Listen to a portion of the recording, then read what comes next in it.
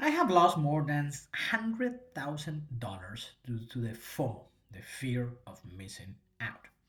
And in today's video, I'm gonna tell you what are the top 10 lessons that you should implement in this new year so you can think how you can become a better investor. My name is Francisco. I'm a PhD researcher and MIT innovator, and I have built businesses all around the world. That's the reason I want to share with you and be very honest and direct so you can manage your finance better, invest better, and most importantly, do not fall onto the fear of missing out. I know that when a new year starts, you're very excited about the opportunities and the goals that you have into it. And that's great, but what happens after a month? Most of the calculations show us that people, when they start a goal, they just lose that effort and energy. And in this video, stay by the end so you can literally implement this into your investment journey. And it will be very, very valuable because in that way, you can become a better investor, which I believe every human should become better investors. And these are the top 10 lessons that you should implement in this year. Number one, have a clear goal. Because sometimes when you just want to say, oh, I want to invest, or I want to increase my investments, or I want to learn more, that's very vague. No, you have to have a very clear goal. For example, I'm going to invest $100,000 in this year in either the stock market and crypto. Okay, very defined goal. In that sense, you have to put a specific number. And the good thing about the numbers is that it will put pressure on you. So in this case, you can say, okay, I'm going to start investing $10,000 per month. And at the end of the year, I'm going to increase the number so I can reach that $100,000. And the most important thing about this is that it will allow you to track your efforts. And that's the second element. When you have defined your goal and you are tracking your efforts, that's when you see progress. Because we only progress on what we measure. Has it passed you before then you have a new goal, for example, to lose weight? And then we say, yeah, I'm just gonna lose 10 kilograms because I have a wedding to attend. And then 4 months pass and you have just lost 1 kilogram, and then you just have a couple of months just to achieve the goal. Well, that's the problem. So you have to be very smart in the way that you set up the goal because first it needs to be achievable. I know sometimes there are crazy people or amazing people that can just lose 50 kilograms, 100 kilograms, which is amazing. That's good. Without using Ozempic. Because if you're using Ozempic, that's not a goal, actually. That's like an easy path. And we all know what happens when we choose the easy path. Do you know what happens? Do you know? I know. Think about that situation in the past when you choose the easy path and then you regret it. Why? Because at the end in life, you have to connect that goal. So my recommendation is very simple depending of the goal. So we have the $100,000 investment goal. And you start with the 10,000, let's say a 10% each month, okay? So you define that and you decide to invest. And you can do what is called a dollar cost average, meaning that you're gonna buy a specific stock or a specific crypto no matter the price of that time. So remember that I made a complete video about a crypto portfolio, so you can watch it here. Okay, you want to see the crypto portfolio, 3 different strategies that I designed, not financial advice, but that I believe that will give you a very solid crypto plan. Also, I will have a video on stocks, so as soon as it's ready, you can watch it. Just subscribe to the channel, leave in the comments below what else you want to know about it. And that's the good thing. So you set the 10%, you start investing, and you start to doing dollar cost average, meaning let's suppose you're starting to buy Bitcoin, and Bitcoin at that time is $100,000, and you're gonna invest $10,000 in buying Bitcoin. Okay, you buy $10,000 of Bitcoin. That's 10% of a Bitcoin. But then let's suppose the Bitcoin goes to 110,000. What do? You keep investing the $10,000. Then Bitcoin goes down to 90K. You invest $10,000. And then the average that will give you consistent buys through whole year. Then you can divide both in crypto and in stocks. Same. Let's suppose you want to buy a Tesla stock, and the Tesla stock is $300 in month one, 340 in month two, 250 in month three. It doesn't matter. You are keep buying Tesla shares, because at the end of the year, if you are consistent and the buying process that you have set up from January, and you have a clear strategy of what you wanted to buy through all the year, and you do it, you just have to measure it once. Actually, in this strategy, you don't even care what is the price of Bitcoin every day. That's the number 3 advice. Because when you're checking the prices of your currencies, your investments, your stocks, and every single day, you are not a long-term investor. You are becoming a trader. And if you really want to become a trader, you have to commit time on it. And for 90% of people, I don't recommend you to become a trader, because trader is like a new job. Just ask any trader. Remember that traders, 90% of traders after 3 months, they give up because it's too complicated, okay? Even if they do Forex, even if they do leverage for stocks, leverage for crypto, options, or futures, it's very complicated. It takes time, and you really need to work very hard. So a trading mentality is someone that is checking the price of their stocks and their crypto on a daily basis, because you are a long-term investor. You're gonna check them every week just to see, but the smartest thing is will be every month. And what is that? When you're gonna buy. That's it. Okay, so think about that long-term process. Okay, lesson number 4. You have defined your goals, you are achieving the goals, you're tracking your goals, you don't have a trader mentality but a long-term investor mentality. What do you do next? Relax? No, you can learn. You can inform yourself, watch more videos, consult things, watch more things that we're publishing in Francisco Money, because in that way you know what is going on with the world. And most importantly, by having more information directed to the area of knowledge that you want to get it, you will start seeing opportunities. And that's the reason in our $100,000 example, my advice, not financial advice, but my personal advice that I give to myself is like, if I have $10,000 per month to invest, I will leave at least $2,000 from that 10,000 used to new opportunities that I see on the way. And the only way to see new opportunities is when I'm reading, I'm analyzing content. And when I see, I just get it as soon as possible. Let me tell you about something that I just missed because I didn't follow that. I saw Eliza, and I saw a lot of AI agents working a lot in November. I said, oh, very interesting. The AI agents with crypto on-chain AI agents are going to be a massive thing.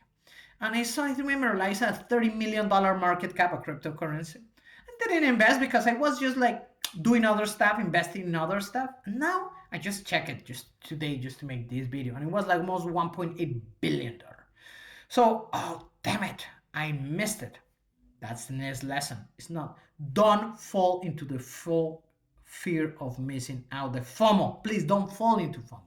Because the problem of falling into FOMO is that you will make irrational decisions. And an intelligent investor will always make smart decisions that are based on his strategy, his experience, and most important, his goals. So when you are just hearing that everyone is getting rich very fast, they're making millions, they're just increasing their money like crazy, do not believe in that. Because most of the cases that we hear are based on the 1% who are the lucky ones, who are the ones that, for some sake of reason, they invested in that and they just make the money. And they feel they're super investors, but actually most of them, they cannot repeat that. Okay, the smart ones, they can repeat that, but their whole job is being a trader. Okay, so that's the key thing. So the way to not to fall the fear of missing out is by having information and knowledge and acting upon that. And that's the reason, for example, I made a video that you can watch about an AI agent that I bought because I said, okay, AI agents could grow. This could do 10x or can go to zero. So I just put a small amount. And it was very interesting because then they just airdrop me some tokens about around that. I was like, oh, that's cool. They just leave it there. And if you want to watch it, it's one of the videos. It's called Misato. Very interesting. But in that way, you're not falling. You're following your rules. You're becoming an intelligent investor. You're getting knowledge. You're analyzing, and you're not believing those influencers, crypto influencers, YouTube influencers that will promise you 10x of any investment in a short amount of time. The day I will do that, call me out because I'm not doing that. Okay? I always tell you, and I try to be as objective as possible. Because from the lessons that I have had through the years investing in the crypto market, the stock exchange, and building businesses, this is what I have found out. That when I fall into FOMO, I lose money. When I don't follow my strategy, I lose money. When I don't do the DCA, I miss opportunities. So it's very interesting. And that's the other lesson. Your intuition will come through all these experiences, and that's the reason you will have a 20% per month to invest. And as you said, put in and invest, but also depending on the strategy, always depending on the strategy, put a stop loss or a take profit. Very important. So if you enter a stock because you believe that stock will double and you wanted to get out, get out. If you enter a crypto and you wanted the crypto to do 3x and you wanted to get out with 30%, get out with 30%. Do not fall in the problem of the Dogecoin millionaire who put $250,000 and then the money went to 5 million and then went less to a million and then it went less to 50K and he just had a roller coaster experience. Don't do that. And that's very important. Another big lesson, because we're already getting a lot of data, we're doing it, the things right, we're intelligent investors, we're taking our time. Remember, the turtle always beats the rabbit. And sometimes it's counterintuitive. And when we hear the story when we were children, well, I always ask, like, is that really? It's like the rabbit is very fast. And the turtle just walks. But when you see the power of compounding, you understand that. And I did a full video of how you can start investing with $100 and literally showing you with only $100. Imagine what you can do with the most.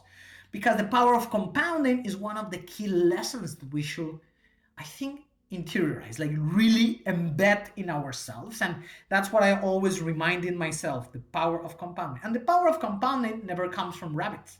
The power of compounding comes from the turtle that is investing, that is moving, and is always moving forward.